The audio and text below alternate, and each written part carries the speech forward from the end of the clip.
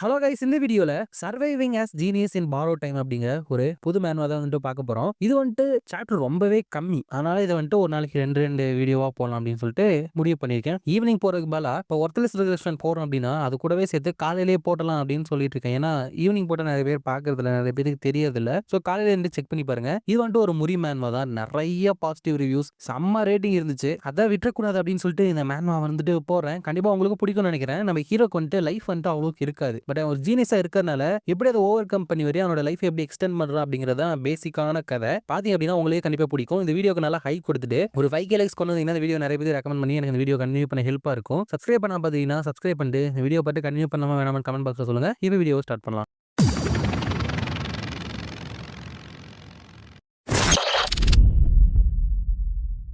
First சாப்டரோட ஸ்டார்டிங்ல ஷின்யே county junk manor அப்படிங்கிற ஒரு இடத்த வந்துட்டு காமிக்கிறாங்க. அப்ப ஒரு குழந்தை வந்துட்டு பிறக்குது. அவர் அப்பா இருந்துட்டு எப்படி இருக்கான் அப்படிங்கிறப்ப அந்த டாக்டர் இருந்துட்டு இந்த குழந்தை இருந்துட்டு 20 வயசை தாண்டி வாழ்வானா அப்படின்னு சொல்றதே ரொம்ப கஷ்டமா இருக்குது. அந்த மாதிரி ஒரு விஷயம் தான் இவனுக்கு இருக்குது. அப்படிங்கிறப்ப அந்த குழந்தையோட அப்பா இருந்துட்டு அவர் தான் அந்த ஜங் மேனர் அப்படிங்கிற ஃபேமிலியோட லீடர், அதாவது பேட்ரியாக் ஜங் டேமியங். அவரு இது வந்துட்டு ஹெவன்ஸ் வந்து அந்த பனிஷ்மெண்டா, ஏன்னா இவன் பிறந்தனால இவங்க அம்மா வந்துட்டு இறந்துட்டாங்கல்ல. அப்படிங்கிறப்ப அந்த டாக்டர் ஒரு டாக்டர் கிட்ட இதை சொல்றீங்க அப்படின்னு என்னால நம்ப முடியல. ஆல்சோ உங்களோட ஓன் பையனையே நீ எப்படி இப்படி சொல்லலாம்? இது வந்துட்டு கிட்டத்தட்ட 9 இன் செவியர் மெரிடியன்ஸ்க்கு வந்துட்டு சிமிலரா இருக்கு. நான் வந்துட்டு என்னோட வாழ்க்கையிலேயே இந்த மாதிரி ஒருத்தவங்களோட பாயு அக்கு பாயிண்ட் இருந்துட்டு எக்ஸ்ட்ரீமா ஓபன் ஆகி பார்த்ததே இல்ல. அப்படிங்கிறப்ப அந்த குழந்தையோட அப்பா டேமியங் இருந்துட்டு பாயு அக்கு பாயிண்டா, நீ வந்துட்டு தலையில இருக்கிற அக்கு பாயிண்ட சொல்ற அப்படின்னு கேட்க அந்த டாக்டர் ஆமா, பாயு அக்கு பாயிண்ட் ரொம்ப ஓபனா இருந்தா ஒருத்தவங்க சீக்கிரம் இறந்துருவாங்க. பீப்புள் யூசுவலா அதை வந்துட்டு டெய்டி அசென்ஷன் சொல்லுவாங்க.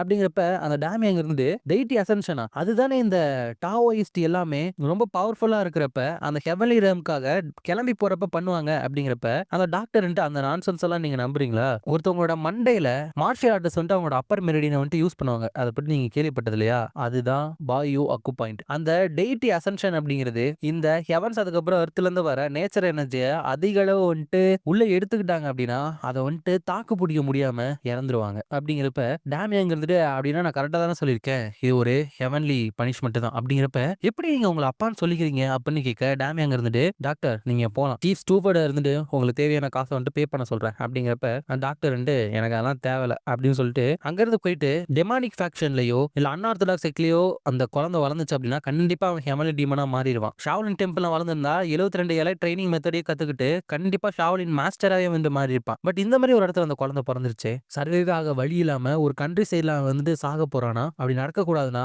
அவன் தானாவே வந்துட்டு என்லைன்மெண்ட் அடையணும் அப்படின்னு நினைச்சிட்டு வந்துட்டு அங்கிருந்து போறாரு. அதுக்கப்புறம் அந்த ஜங்மனரை பல வருஷங்கள் கழிச்சு காமிக்கிறாங்க. அப்பதான் அந்த டேம் எங்க இருக்காரு இல்லையா, அந்த குழந்தையோட அப்பா அவர் இருந்துட்டு ஒரு பார்ட்டி மாதிரி ஹோஸ்ட் பண்றாரு. எதுக்காக அப்படின்னா அவரோட ஒரு பையன் இருந்துட்டு அவரோட இறந்து போன அப்பாவோட ஃபுட் ஸ்டெப்ஸை ஃபாலோ பண்ணி ஜாங்னான் செக்ட் அப்படிங்கிற ஒரு செக்ட்ல வந்துட்டு ஜாயின் பண்ண போறான். அதை வந்துட்டு அங்க பெருமையா சொல்றப்ப அங்க இருக்கிற எல்லாருமே பிரதர் கன்கிராச்சுலேஷன், நீ வந்துட்டு ஜாங்னான் செக்டோட ஒரு ஸ்டூடெண்டா மாறுவன்னு நினைச்சு கூட பார்க்கல, அது வந்துட்டு உண்மையுமே இன்கிரெடிபிள் அப்படின்னு சொல்லிட்டு பாராட்டிட்டு இருக்கப்பதான் அந்த பையன் இருந்துட்டு நம்ம ஹீரோவோட சேரை வந்துட்டு பார்க்கறான். அந்த குழந்தை இருக்காங்க, அவன் ஃபாதர் இயான்ஷின் வந்துட்டு இன்னும் இங்க வரல. அப்படிங்கிறப்ப அவனை வந்துட்டு நான் ட்ரைனிங் கிரவுண்ட்லயே வந்துட்டு இருக்க சொல்லிட்டேன். இந்த மாதிரி ஒரு சந்தோஷமான அக்கேஷன்ல நம்ம கூட ஜாயின் பண்ணாம இருக்கிறதே நல்லது. அவன் வந்துட்டு தப்பான ஏதாச்சும் ஒரு விஷயத்த நம்ம கொண்டு வந்துட்டான்னு என்ன பண்றது அப்படின்னு இன்னுமே நம்ம ஹீரோ பிறந்தே ஒரு அபசகுணமா தான் அவர் பார்த்துட்டு இருக்கிறாரு. ஆனா அங்க ஹீரோ வந்துட்டு அவனுக்கான ட்ரைனிங் வந்துட்டு எடுத்துக்கிட்டு இருக்கான். பாத்தீங்கன்னா பயங்கர அமௌண்ட் ஆஃப் இன்டர்னல் எனர்ஜி வந்துட்டு நம்ம ஹீரோ வந்துட்டு ரிலீஸ் பண்ணிட்டு இருக்கான். ஃபைனலி நான் வந்துட்டு எங்க ஜங் கிளானோட மூவ்மெண்ட் ஆர்ட்டை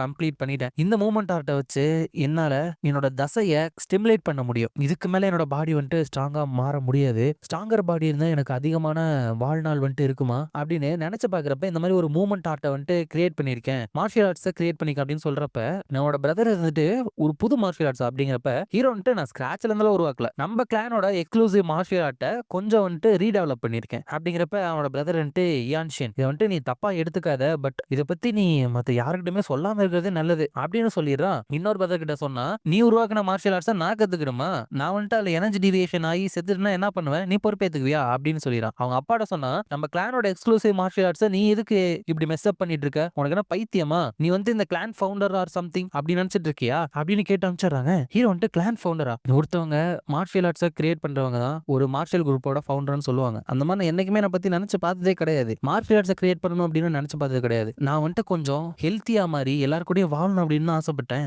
அப்படின்னு நினைச்சிட்டு இருக்கப்ப, அங்க இருக்கிறவங்கலாம் இப்ப அவங்க வந்துருவாங்க. வாங்க சீக்கிரம் போலாம் அப்படின்னு சொல்லிட்டு போயிட்டு இருக்கிறப்ப, எதுக்காக அப்படி போயிட்டு இருக்காங்க அப்படின்னா, ஹீரோவோட ஒரு பிரதர் வந்துட்டு அந்த ஜாங்னான் செக்ட்ல வந்துட்டு சேர போறான் இல்லையா? அதுக்காக அந்த ஜாங்னான் செக்ட்ல இருந்து அந்த இடத்துக்கு வந்துட்டு வராங்க. அந்த ஜாங்னான் செக்ட் அப்படிங்கிறது இந்த உலகத்திலேயே 9 கிரேட் செக்ட்ல ஒண்ணு. ஷாங்ஷி அப்படிங்கிற இடத்துல 2 ட்வின் வால் அப்படிங்கிற ஒரு செக்ட் இருக்கு. அதுல மவுண்ட் வா செக்டோட சேர்ந்து இந்த ஜாங்னான் செக்ட் தான் இருக்கு. அப்ப ஹீரோ வந்துட்டு அந்த இடத்துல தான் ஸ்வாட் டெய்டிஸ்லாம் இருப்பாங்க. அவங்கள நேர்ல பார்க்கணும் அப்படின்னு சொல்லிட்டு எனக்கு ஆசையா இருக்கு அப்படின்னு நினைக்கிறேன். ஆனா இதுக்கு முன்னாடி ஹீரோ வந்துட்டு பொறந்து அவங்க அம்மாவை கொன்னதுனால நம்ம கிளானோட இம்பார்ட்டன்டான கெஸ்ட்டை பார்க்க கூடாது அப்படின்னு சொல்லிட்டு நம்ம ஹீரோக்கு அவங்க அப்பா வந்துட்டு ஆர்டர் கொடுத்துருவாரு. அப்ப ஹீரோ வந்துட்டு மேபி தூரத்துல இருந்து பார்த்தா நல்லதுன்னு தான் நினைக்கிறேன். கண்டிப்பா ஒரு ஸ்கில்டு மாஸ்டர் கிட்ட இருந்து என்னால ஏதாச்சும் கத்துக்க முடியும் அப்படின்னு நினைச்சிட்டு போறான். அப்ப அங்க இருக்கிறவங்களாம் யார் இங்க வரான்னு தெரியல. ப்ராபப்ளி ஸ்கை ஸ்வாடா இருப்பாங்களா இல்ல ஒரு எல்டரா இருப்பாங்களா? யார் அந்த செக்ட்ல இருந்து வந்தாலும் நம்மளோட கிளானுக்கு வந்து ஹானர் தான். அப்படிங்கிறப்ப உள்ள இருந்து ஒரு எல்ஃப் மாதிரியான ஒருத்தவங்க தான் வந்துட்டு வராங்க. ஆனா இங்க எல்ஃப்னு சொல்லல இவங்கள நோபல் ரேஸ் அப்படின்னு சொல்றாங்க. அப்ப ஹீரோ வந்துட்டு இந்த நோபல் ரேஸ் அப்படிங்கிறவங்க ரொம்பவே மிஸ்டீரியஸான ஒரு இனம். ரொம்ப காலத்துக்கு வந்துட்டு வாழ்வாங்க. ஹியூமன்ஸ் வந்துட்டு இவங்களை ஒரு தெய்வம் மாதிரி பாக்குறாங்க. அதுவும் அவங்கள சுத்தி இருக்கிற எனர்ஜி ரொம்பவே கன்சர்ன் ஆகி அதுவும் தாண்டி அவங்களோட பாடியில இருந்து ஓவர் ஃப்ளோ ஆயிட்டு இருக்கு. அப்படின்னு நினைக்கிறப்ப ஹீரோட அப்பா இருந்துட்டு நீங்க வந்துட்டு எங்களோட ஹம்பிள் கிளானை விசிட் பண்ணதுல நாங்க ரொம்பவே ஹானரா ஃபீல் பண்றோம். நான் தான் பேட்ரியாக் ஜங் டேமியங் அப்படிங்கிறப்ப அந்த எல்டர் இருந்துட்டு இந்த மாதிரி ஒரு வாமான வெல்கம் ஹாஸ்பிட்டாலிட்டிக்கு நான் ரொம்பவே சந்தோஷப்படுறேன். நான் தான் இயோ இல்ஷின் ஜாங்னான் செக்டோட ஒரு எல்டர் அப்படிங்கிறப்ப எங்களை மன்னிச்சிருங்க. ஒரு டெய்ட்டியை வந்துட்டு நாங்க முன்னாடியே ரெகனைஸ் பண்ண முடியல. உங்களை வந்துட்டு இப்படி வெளியே வச்சு நான் இவ்வளவு நேரம் பேசிடுறேனே, வாங்க உள்ள வாங்க கூட்டிட்டு போறேன் அப்படின்னு சொல்றாரு. அப்ப ஹீரோ வந்துட்டு ஒரு நோபல் ரேஸ் அது மட்டும் இல்லாம ஜாங்னான் செக்டோட எல்டரா அப்படின்னா எவ்வளவு நாளைக்கு இவங்க வாழ்ந்திருப்பாங்க அப்படின்னு நினைச்சு பார்த்துட்டு இருக்கப்ப இவங்களும் வந்துட்டு நம்ம ஹீரோ வந்துட்டு நோட் பண்றப்ப ஹீரோ மரியாதை வைக்கிறானா. அப்ப ஹீரோட அப்பா இருந்துட்டு ஓ அவனா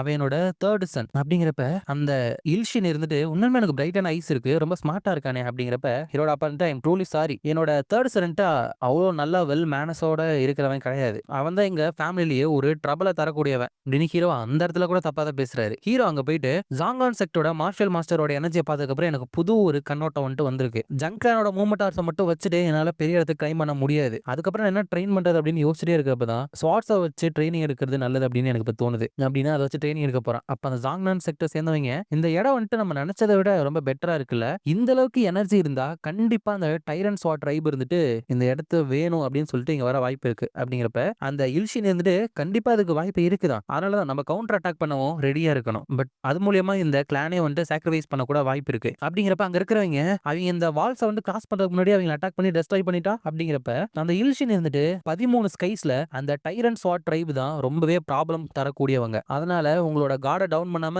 உங்களோட ஸ்வாட் ஆராவை எப்பவுமே ஷார்ப்பாவே வச்சிருங்க அப்படின்னு சொல்லிட்டு நம்ம ஹீரோ நினைச்சிட்டு எனக்கு அந்த பையனோட ஞாபகம் தான் திரும்ப திரும்ப வருது. உண்மையாலுமே மத்தவங்க முன்னாடி அவன் மட்டும் தனியா தெரிஞ்சான். ஏன்னா ஒரு ஸ்டேஞ்சான சைல்டு அப்படிங்கிறப்ப ஹீரோ இருந்து அங்க கல்டிவேஷன் வந்துட்டு பண்ணிட்டு இருக்கான். அப்ப பாத்தீங்கன்னா இவன் பிறக்கிறப்பவே சொன்னாங்கல்ல அவனோட தலையில இருக்கிற மெரிடியன் அதாவது இன்டர்னல் எனர்ஜி சேர்த்து வைக்கிற இடத்த அப்படி சொல்லுவாங்க. அது மட்டும் ரொம்ப பெருசா ஓப்பனா இருக்கும். ஹீரோ வந்துட்டு எதுக்காக என்னோட பாயு அக்கு பாயிண்ட் இருந்துட்டு இவ்வளவு ஓப்பனா இருக்கு.